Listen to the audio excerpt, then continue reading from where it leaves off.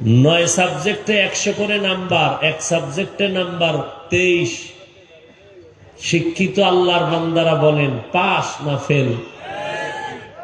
Pass.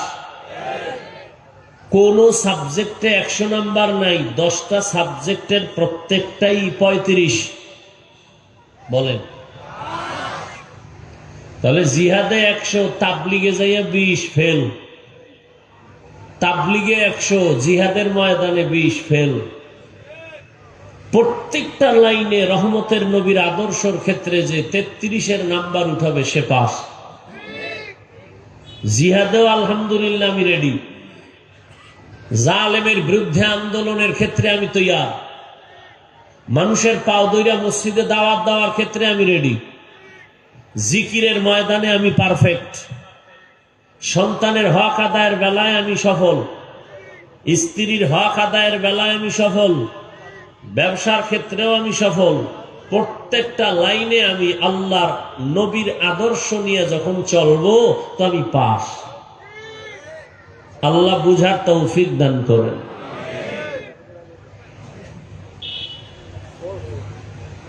তো ইনশাআল্লাহ কয়শবার দরুদ শরীফ দৈনিক? কমপক্ষে, বেশি পারলে আরো ভালো, তবে বিনা ওযুতে না। ঘুমের আগে বিছানায় বসে তসবিহ হাতে নিয়ে কমপক্ষে 300 বার দরুদ পড়বেন। এক ধ্যানে, সময় বেশি থাকলে নামাজের দরুদ পড়বেন, আর সময় যদি কম থাকে এই সংক্ষিপ্তটা পড়বেন। পরে ডান কাতে ঘুমায় যাবেন ওযু সহকারে। ইনশাআল্লাহ রাসূলের সাথে মোলাকাত হয়ে যাবে।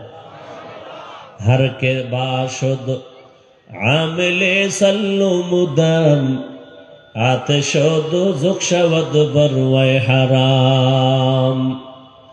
আল্লাহ বেশি বেশি দরুদের আমল করার তৌফিক দান করেন।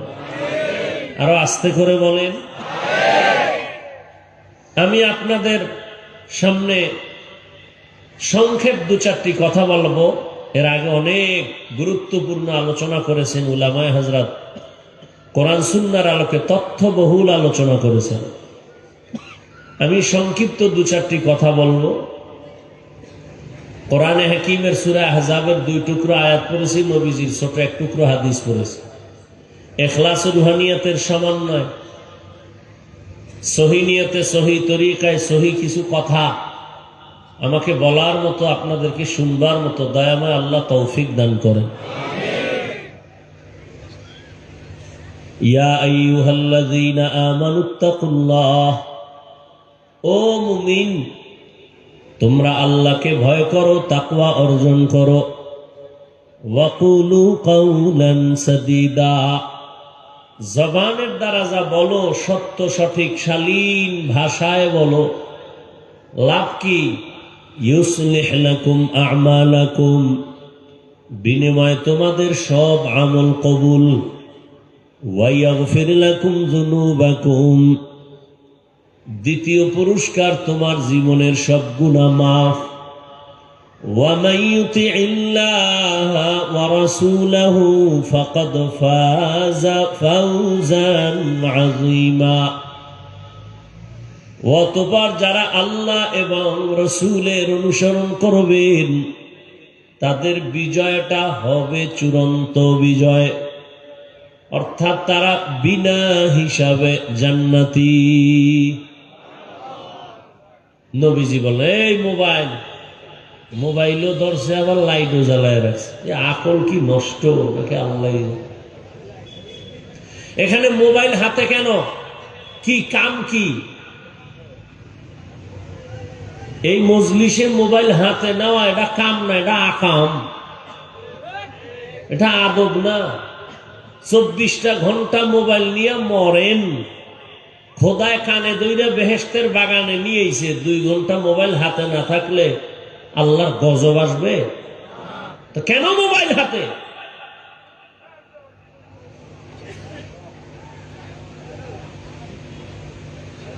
না দেখাচ্ছেন আমি মোবাইলওয়ালা? সরকারের কোনো প্রয়োজন ছাড়া, মদিনার অর্ডার ছাড়া ভিন্ন কোনো কারণে ছবি তোলা হারাম, 1000 বার হারাম, কবিরা গুনাহ। কেন করেন এগুলো? বেহেশতের বাগানে বসছেন, যেখানে বসলে গুনাহ মাফ, করতেছেন কবিরা গুনাহ। বিষয় কি?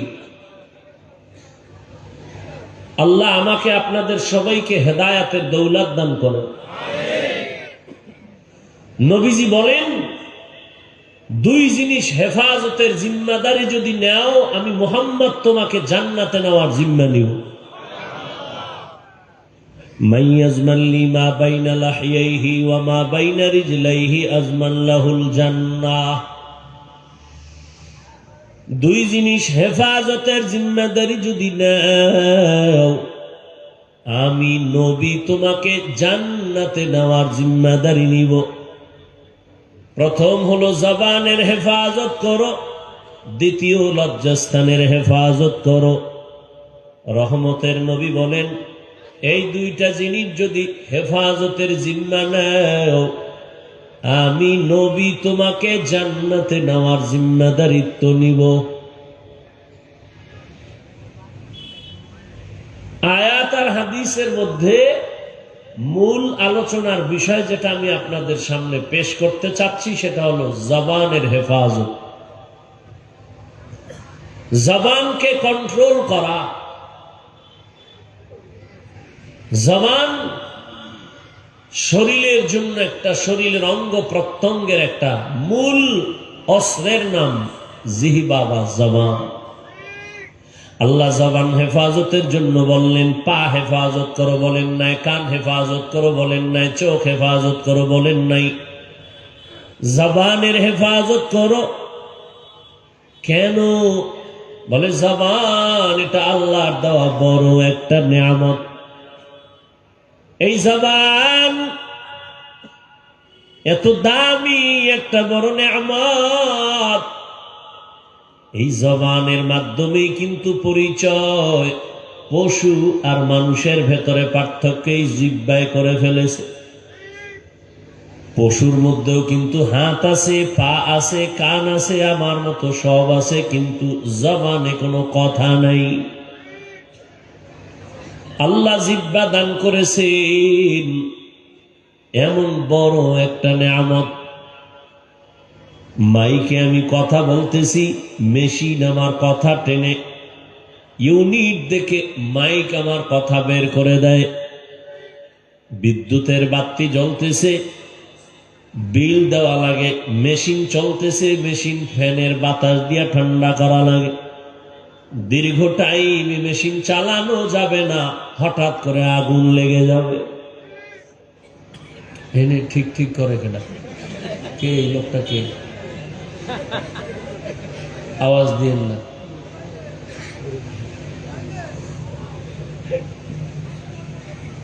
তো মেশিন যদি দীর্ঘ টাইম চলে, মেশিনে আগুন লেগে সব পুড়ে যাবে। কিন্তু দেখেন তো জিহ্বা নামের মেশিনটা কেমন বড় নিয়ামত। দুনিয়াতে আসার থেকে এই জিহ্বা নারায়া নারায়া কত হাজার হাজার লাখ কোটি কথা সাপ্লাই দিয়েছি।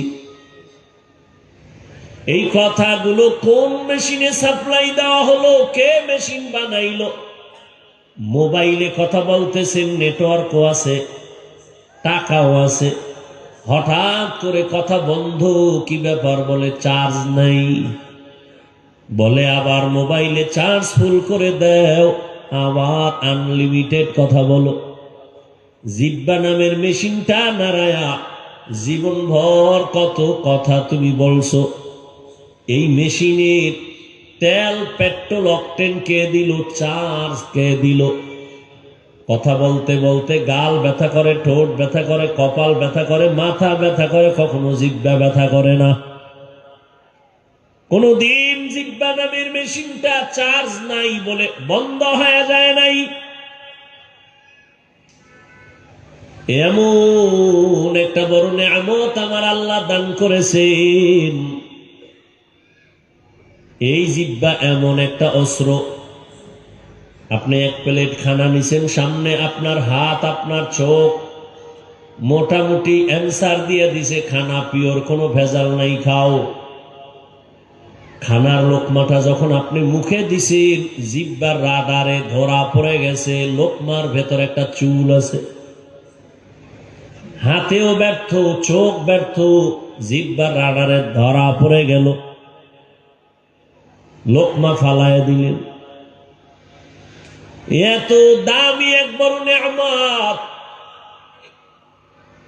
পশু আর মানুষের মধ্যে ব্যবধান করে ফেলল এই জবান। আল্লাহ বলেন এই জবানটারে কন্ট্রোল করিও। একদিকে এটা আমার বড় একটা দেওয়া নেয়ামত, অন্যদিকে এটা মারাত্মক একটা অস্ত্র। বলে এটা কেমন মারাত্মক অস্ত্র? নবী বলেন প্রতিদিন সকালবেলা অন্য অঙ্গগুলো জবান থেকে পানা চায়। হাত বলে আল্লাহ জবানের কথার থেকে মাপ দাও, কোন পেস লাগাইয়া ফিডাটা আমার হাতের উপরে আইয়ে। জবানের কথায় কোন ঝামেলা লাগায় দেয়, কানের উপরে এইসব বিপদ পড়বে। কান পানা চায়, চোখ পানা চায়, সব জিহ্বা থেকে পানা চায়। কারণ এটা এমন একটা মারাত্মক অস্ত্র। আমার আগে জিহ্বা চলে, আমি ঘুমায় গেছি, ঘুমের মানুষ তো মরা, কিন্তু জিহ্বা নামের মেশিন এরপরও চলে। চলে না? চলে না? ঘুমায় গেছি, ঘুমাই নাই, মরে গেছি। কারণ আল্লাহর কাছে তো দোয়া কইরেই ঘুমাইছি, আল্লাহুম্মা বিসমিকা মুতু, ও আল্লাহ তোমার নামে মরতেছি। ঘুমের মানুষ মরা। ঘরের ভেতরে চোর ডাকাত ঢুকলো, টের পাই না। আম্মাজানের কানের অলংকার ছিঁড়ে নিয়ে গেছে, আম্মাজান টের পায় নাই। কিন্তু জিহ্বা নামের মেশিন ঘুমের মধ্যেও চলে। একজনে ঘুমের মধ্যে আপনাকে মাথায় ডাক দিছে, হাত লাগায়, এই ওঠ, আর কত ঘুমাবি? আপনার এমন ঘুম, ঘুমের মধ্যে চোখ খুলে দিছেন, তাজা গালি, এমন গালি দিয়ে আবার কাইতে ভরে রয়েছে। ওই লোকটা আপনার সাথে কষ্ট পাইয়া বের হয়ে গেছে। আপনি আবার ঘুম থেকে উঠার পর আপনার আপন লোকটারে ডাকলেন, বাবা কই আছো? তোমার সাথে কথা নাই, আমারে গালি দিছো কেন? নাউযুবিল্লাহ, আমি তোমারে গালি দিব কেন? হয় তুমি এমন গালি দাও না, তাজা গালি মারছো ঘুমের ভিতরে, আমি জানি না আমি কি বলছি। তাহলে জিহ্বা নামের অস্ত্রটা কত অ্যাডভান্স, আমার আগে দৌড়ায়। এই জবান কন্ট্রোল করা বড় কঠিন, কারণ এই জবানে তোমার আত্মকস্ত্র ব্লেডের মতো চারদিকে ধার, যেদিকে মারে সেদিকে কেটে যায়। এই জিহ্বা দিয়া যদি অপরিচিত একটা মেয়েকে বলে তুই আমার বউ হয়ে গেছো, কবুল, আমিও কবুল। দুইজন সাক্ষীর সামনে একটা অপরিচিত মেয়ে তোমার স্ত্রী হয়ে গেল। আবার এই একই জিহ্বা দিয়া যদি তোমার স্ত্রীকে বলো তালাক, এক জিহ্বায় ফয়সালা দিল তুই আমার থেকে আলাদা হয়ে যা। এই জিহ্বা নারায় একটা বিধর্মী বলে লা ইলাহা ইল্লাল্লাহ, মুমিনের খাতায় নাম এসে গেল। আবার এই একই জবান বলে ফেললো আমি আল্লাহ মানি, সব মানি, তবে কোরআন মানি, সব মানি, তবে ইসলামের রাজনীতি আমি মানি না। সাথে সাথে ইমানের দরজা বন্ধ হয়ে গেল। কারণ কোরআনের একটা আয়াত, একটা অক্ষর যে বলবে আমি মানি না, ও যত বড় পাগড়িওয়ালা হোক, তাজা বেঈমান। দুনিয়ার মানুষের কি হালাত, বিশেষ করে আমরা সোনার বাংলার মানুষ মনে করে রাজনীতি আর ধর্ম এটা আলাদা। রাজনীতি আর ধর্ম কি আলাদা? না, ইসলাম ধর্মটাই রাজনীতি, রাজনীতিটাই ইসলাম, কোনো আলাদা নাই। পানি যেমন আলাদা করা যায় না, ইসলামের রাজনীতি আর ইসলামকে আলাদা করা যায় না। হ্যাঁ, আপনার পচা ধান্দাবাজি আর চান্দাবাজি এটা আলাদা, এটা ইসলামে নেই। আপনারা যে চান্দাবাজি আর ধান্দাবাজির রাজনীতি করেন, এটা ইসলামে নাই। মানুষ জবাই করবেন, ইসলামে নাই। জুলুম করবেন, এটা ইসলামে নাই। চুরি করবেন, দুর্নীতি করবেন, এটা ইসলামে নাই। এই কথা ওই ধান্দাবাজেরাও জানে যে আসলে ইসলামই শান্তি, সঠিক। সব ধান্দাবাজেরা জানে, মানে না কেন? মানতে গেলে ওদের চুরি হবে না, দুর্নীতি করতে পারবে না। এজন্য ওরা মনে মনে বুঝে ইসলাম সঠিক, কিন্তু মানে না। এরা আলেম ওলামা হুজুর ইসলামকে একটা সাইড করে রাখার অপচেষ্টা করে। আল্লাহ হেদায়েত দান করুন। আর এই দোষটা অন্যকে দিবেন না, এই দোষ সম্পূর্ণ আপনার। কেমন? কয়েকটা শিয়ালের কাছে মুরগি দিছে 3 দিনের আমানত। কয়দিন পাবেন? আমানত রক্ষা হবে? শিয়াল কয় দোয়া হোসাই মাফ হোসাই, 3 দিন কেন, 1 দিনও না, জিন্দা কেন, মরাও দেওয়া হবে না। তো শিয়ালের হাতে মুরগি দিলে যা হয়, সুদখোর বেনামাজির হাতে ধর্মের চাবি দিলে তাই হয়। দিছে কারা? জিব্রাইল। এই সুদখোর বেনামাজির হাতে ধর্মের চাবি দিয়েছে কারা? জিব্রাইল। বলেন কে দিয়েছে? হ্যাঁ? তো সরকারের গালি দেন কেন? আকাম করেন আপনি, সরকার কি দোষ করলো? চেয়ারম্যান ভোট চাইতে আসছে, আলেমও কইছে আমারে দাও, কাহা আপনার এই দিন ইসলাম চাই। ভোটের আগের রাত্রে পচা পায়খানার নামে টাকা খাইয়া সকালবেলা কেবলাটা ঘুরাই দিলেন হারাম খাইয়া। তো আপনি হারাম খোর হইলে আপনার নেতা তো হুজুর হবে না, হারাম খোরই হবে। আপনি শুকর খাইলে আপনার নেতাও শুকর খানেওয়ালা হবে। আর আপনি হালাল জাদা হইলে আপনার নেতাও হালাল জাদা হবে। তাহলে একটা হারামি সুদখোরের আপনার মুরব্বী আপনি বানাইছেন। এখানে হুজুরদেরও কোনো দোষ নাই, আল্লাহরও দোষ নাই। আকাম কইরা এবার হুজুর ডাকে দোয়া করেন, কাজ হবে না। সুদখোরের মোনাজাত কবুল হবে না, কখনোই কোন সুদখোরের মোনাজাত কবুল হবে না। যারা সুদের সাথে জড়িত, এদের জিন্দেগির কোন আমল কবুল হবে না তওবা না করা পর্যন্ত। এরা কোটি টাকা দিয়ে মাদ্রাসা করলো, 1 বিন্দু সওয়াব পাবে না। আল্লাহ হেদায়েত দান করুন। তো যে কথা বলতেছিলাম, জবান মারাত্মক একটা অস্ত্র। বিচারপতি চেয়ারে বসিয়া এই একই জিব্বাটা নাড়ায় ডান দিকের ফাঁসির আসামিকে বলে, তুই বেকসুর খালাস হয়ে গেছো, ফুলের মালা পরে বাড়ি যাবে। আবার এই একই বিচারপতি একই জিব্বা নাড়ায় নিরপরাধকে যদি বলে পুলিশের হ্যান্ডকাপ লাগাও, নিরপরাধ জাহান্নাম তথা রিমান্ডের কাঠগড়ায় বসে থেকে বাধ্য হবে। আল্লাহ এজন্য বলেন জিব্বাটারে কন্ট্রোল কর, নবী বলে জবানটারে কন্ট্রোল করো। কেমনে করবা? হাত অন্যায় করলে এটারে বেঁধে দাও, আর অন্যায় করবে না। পা অন্যায় করে বেঁধে দাও, পা অন্যায় করবে না। চোখ খারাপ জিনিস দেখে পট্টি লাগায় দাও, নেকাপ লাগাও, কালো চশমা লাগাও, আর খারাপ দেখবে না। কানের মধ্যে পট্টি লাগায় দাও, খারাপ আওয়াজ আর কানে আসবে না।